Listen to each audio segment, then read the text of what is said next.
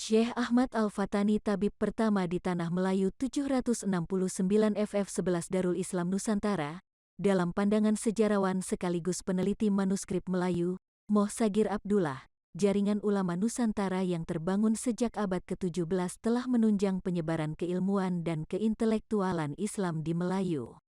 Ulama-ulama tersebut berperan besar dalam menunjang kemajuan peradaban Islam. Salah seorang di antara ulama tersebut adalah Syekh Ahmad Al-Fatani.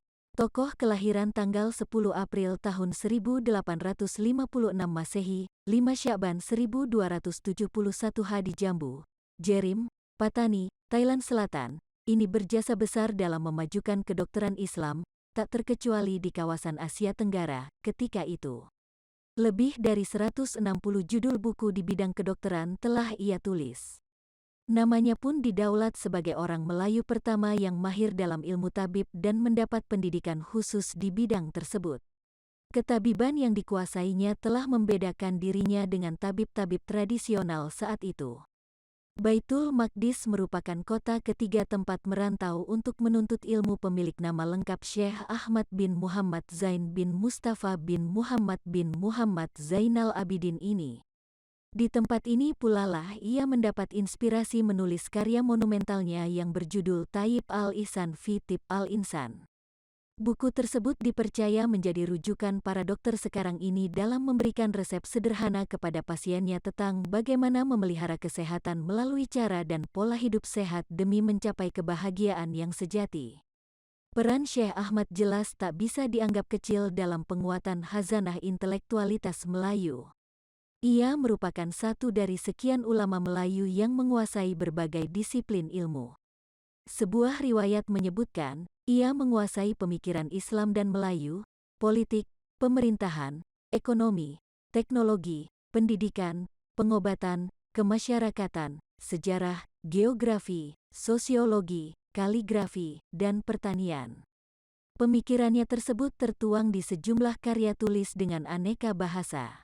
Misalnya, bahasa Arab sebanyak 32 buah, bahasa Melayu 22 buah, dan di bidang penasihan 36 buah. Buah kepakarannya dalam bidang bahasa, terutama Arab, mendorong pemerintahan Ottoman di Makkah untuk mendaulatnya sebagai anggota tim ahli bahasa Arab dan Melayu pada 1884. Selain menulis kitab-kitab berharga, ia juga berhasil menjadi guru bagi ulama-ulama Melayu, baik yang berasal dari Indonesia, Patani, maupun Malaysia.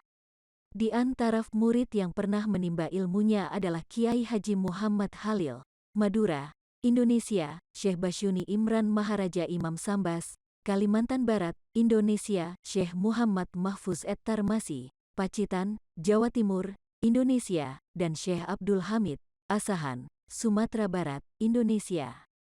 Selain mereka, ada pula nama ulama negeri jiran yang berguru kepada Syekh Ahmad antara lain Kelaba Al-Fatani, Patani, Thailand Selatan, Sultan Zainal Abidin III, Terengganu, Malaysia, dan Abdullah bin Musa, Mufti dan Hakim, Johor, Malaysia. Fondasi ilmu Syekh Ahmad mewarisi ilmu dari sang ayah, Muhammad Zain. Lahir dari keluarga kerajaan Fatani Darussalam, Syekh Ahmad yang merupakan cucu dari tetua kerajaan Fatani, Syekh Mustafa Al-Fatanini, terarahkan untuk senantiasa menimba ilmu. Sebelum ke Makkah pada 1860, ia menuntut ilmu di sejumlah ulama Patani, di antaranya Syekh Abdul Qadir Mustafa. Selama berada di Tanah Suci, kesempatan tersebut tak disia-siakan Syekh Ahmad untuk berguru ke ulama terkemuka, baik mereka yang berasal dari Jazirah Arab maupun Melayu. Ia menunjukkan diri sebagai anak yang rajin belajar. Ia dikenal memiliki kemampuan menghafal yang luar biasa. Pada usianya yang masih sangat belia, ia telah mampu mengajar ilmu tata bahasa Arab, nahwu dan saraf.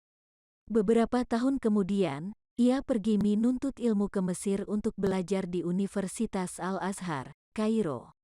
Di negeri tersebut, ia tercatat sebagai pelajar pertama Asia Tenggara. Sekembalinya dari Mesir, ia kemudian mengajar di Makkah selama kurang lebih 15 tahun. Tokoh yang berwawasan luas ini wafat pada 11 Zulhijjah 1325 H, tanggal 14 Januari tahun 1908 Masehi dan dimakamkan di dekat makam Ummul Mukminin Siti Hadijah di Kompleks Permakaman Mala, Arab Saudi. J62 @ Nasih Nasrullah.